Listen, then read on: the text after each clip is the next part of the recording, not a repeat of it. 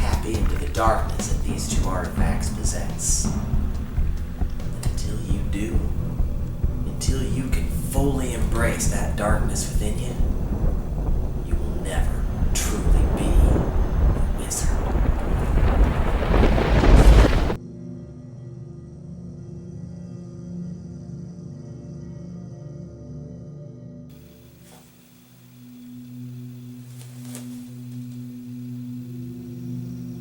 What is this? You know what this is.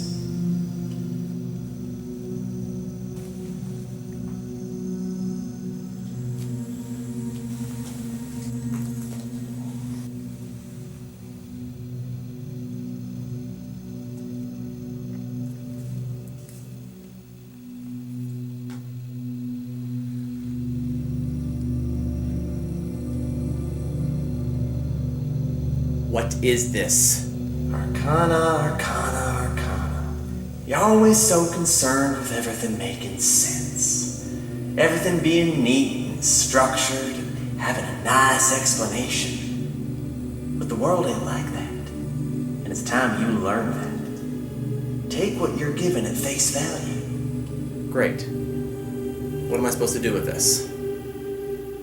If we're gonna get anywhere with you, we need that rod that you so cavalierly abandoned. Find it there. But I left the rod at the apartment. Haven't you realized yet, Ani?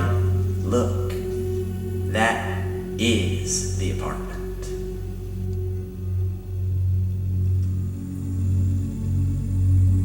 How do I know this isn't a trap?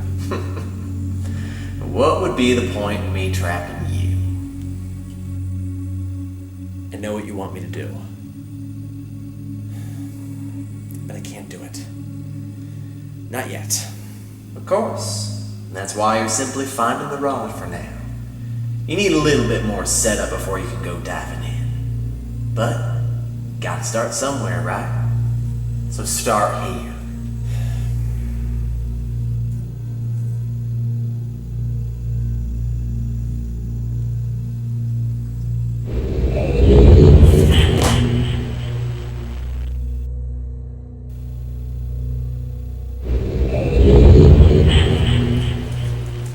Six years ago, I started reviewing games from my childhood on this channel, starting with probably the most influential game I ever played, Myst. Since then, I haven't really talked about any of the other games in the Myst series, even though I fully plan to at the very least talk about the second game in the series, Riven, the sequel to Myst. That's actually the subtitle, the sequel to Myst, because they said that Myst would be in the title, and so then they put Myst in the title. This year, however, is the 25th anniversary of the release of the original Myst, and so in honor of that, I'm going to spend the next few videos talking about the other games in the Myst series, as well as the world of Myst in general. So if you're already completely uninterested in that, then just don't watch the next few videos that I'm in.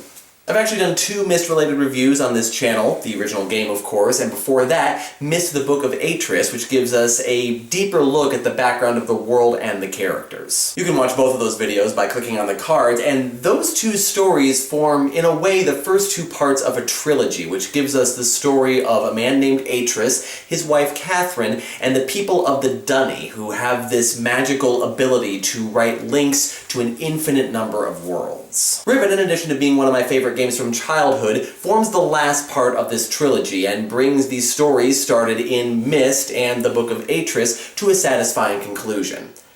Provided you win, of course. So, let's dive into the world of Riven, the sequel to Myst.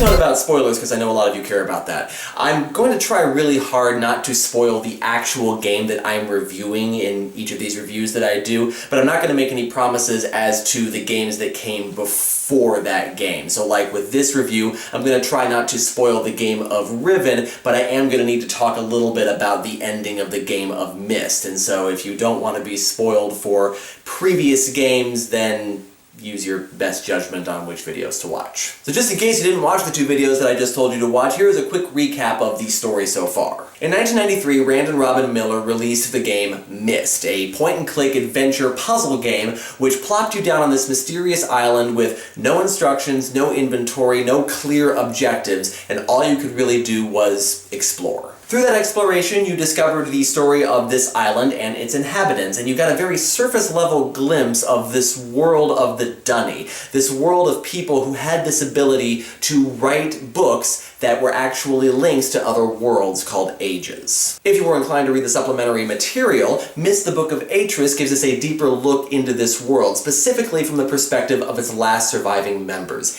Gen and his young son, Atris. Atris and his family are the focus of Myst, but once you get to the end of that game, assuming that you win of course, it's indicated that Atris will need your help again to fight an even greater foe. That foe, as it turns out, is Atris' father, Gen. Partly because of the popularity of Myst, and partly because Myst ends on something of a cliffhanger, the sequel to Myst, Riven, was long anticipated, and when it finally came out in 1997, it didn't disappoint. It's set up in a similar way to Myst. It's still a point-and-click adventure puzzle game with pre-rendered graphics that simulate moving through a 3D environment. But thanks to the success of Myst, Riven actually had something of a budget behind it, which meant that Rand and Robin Miller were able to do some things that they weren't able to do with the original game. The world and the game are both much bigger and more complicated. There are a lot more paths to follow and a lot more ways to lose the game. In addition, perhaps most notably, in Myst you didn't have a lot of human contact. The ages that you visited were largely uninhabited, and the few characters that you did interact with were each played by either Rand or Robin Miller. But with Riven, they were actually able to hire actors and extras, and so there are other characters to encounter, and Riven is an inhabited age. Though most of the inhabitants do avoid you as a rule, and so for all intents and purposes, it's still an uninhabited island. Another major difference between this game and Myst is that here you do actually have clear objectives.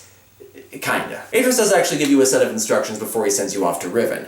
Gen, who Atris trapped in Riven 3 decades ago, has captured Catherine, Atris' wife, who was tricked to going to Riven by Cirrus and Achenar. Your objective then is threefold. Trap Gen in a special prison book that Atris gives you, find and free Catherine, and then signal Atris that you are ready to return so that he can come with a linking book to bring you both back. How you're supposed to do any of these things is not explained, but you do at least have objectives. Unfortunately, the prison book is stolen from you almost immediately when you arrive on Riven, so first you have to find the prison book, and so that means that once again, you're just exploring. You also don't visit as many ages as you do in Myst. You really only visit 2 other ages in this game, and neither one of them for very long. However, the Age of Riven is divided into 5 separate islands, and so it kind of feels like you're visiting different ages. In fact, when the game first came out, the file size was so large it actually had to be spread out across 5 CD-ROMs, and so every time you went to another island you had to change CD, so it kind of felt like you were visiting another age. But where in Myst, and actually come to think of it, the other games in the series too, each of the ages is its own separate group of puzzles, here the puzzles are all kind of interconnected. It's not like each island is its own level of puzzles that you have to solve before you can move on. They're all interconnected and it makes for a much more complicated game. In addition, many of the puzzles require you to learn a little bit more about the Age of Riven and the Dunny people. Specifically, you have to learn the numbering system that the Dunny use and that the Rivenese people therefore also use. You don't have to learn absolutely everything if you don't want to, of course, but a certain level of immersion is required to complete the game. More so than in Myst. In addition, just as with Myst, you will find a series of journals along the way, one from Atris, one from Catherine, and 2 from Gen, each of which will give you a different perspective on what's been going on over the last 30 years. And while it's not strictly necessary to read all of these journals, it does help with some of the decisions that you make later on in the game. Eventually you do encounter Gen, and you have to decide, based on what you know about him, what you think he's going to do at any given moment. Unlike Myst, it's not just deciding whether or not he's a good guy or a bad guy, or whether he actually did wrong. It's a little more complicated than that. There are a lot of different decisions that you can make regarding Gen, which is why this game has more ways to lose than any other Myst game. Technically, there are 10 ways you can lose this game. The other Myst games all come down to a final decision. You basically have to decide who you're going to trust in whatever situation you find yourself in,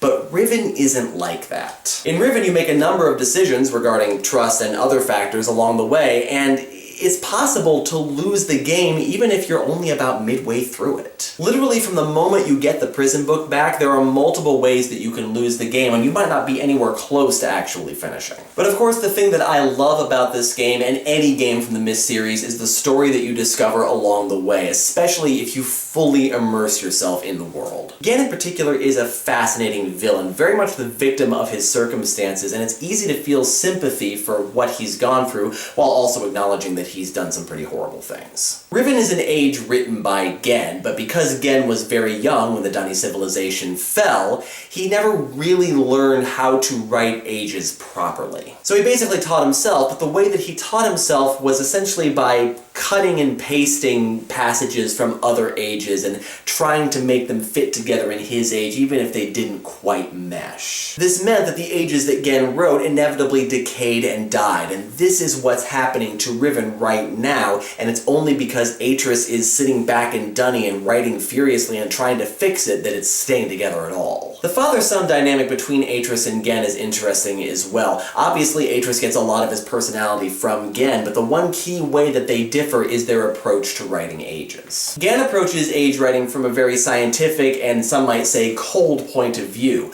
cutting and pasting predetermined parts together and basically seeing his ages as little more than scientific experiments that he can be the god of. He believes that he is actually creating these worlds and he can just discard them as he chooses. Atris, on the other hand, sees writing ages as an art, and he doesn't view it as the creating of worlds, but the creating of a link to a pre-existing world. As such, he views the ages from a point of discovery and exploration, and he treats the denizens of each of the ages that he writes with respect. It's difficult to say which perspective is correct, as there's evidence to support both sides, but it does create two very different personalities and two very different ways of looking at the world. Riven is definitely my favorite game of the Myst series. The world is rich and detailed and interesting, the puzzles are well conceived and challenging, and the story and characters are very engaging. And it puts a nice conclusion on the Myst story. Obviously, there are 3 more games in the series, but had the series ended here with Riven, I would have been perfectly satisfied. It is available on Steam if you want to play it alongside the original Myst and Real Myst, and on the worth meter, I would give Riven a worth multiple playthroughs. And thus, I have come to the end of my review, and now I need to do something unpleasant.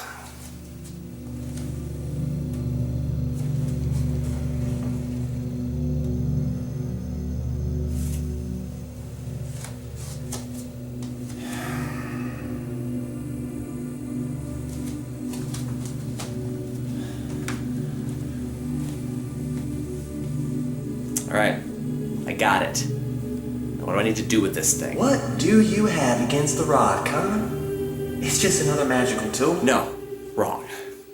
The staff is a magical tool. The wand is a magical tool. Tools have nuance and subtlety. This has neither. It's nothing more than a blunt instrument. I locked it away for a reason. You still don't get it, do you, Wally? You still think magic is just a scholarly pursuit, something to be studied and analyzed, only used for good, whatever the hell that is. The rod was supposed to teach you balance. Balance between the light and the dark sides of magic. Now you want to master the field of magic, earn the highest title that a magic user can achieve, and yet ignore an entire side of it? That's like saying you want to be master of all 24 hours of the day, but go to sleep as soon as the sun goes down. Alright, fine. What do I need to do? Simple enough task. You want to find the ring, right? Well, to do that, you'll have to travel. Now, the staff will get you places readily enough, but to find the ring, you're going to have to go someplace where the staff can't take you. To get there, you're going to have to force your way there. You want me to use the rod to force my way into another world? But such an act would tear a hole in the fabric of reality so large that it would cause lasting damage to the universe. Balance, Arcana. You're still thinking of the rod as a stick to beat people with. What matters is not what tool is being used,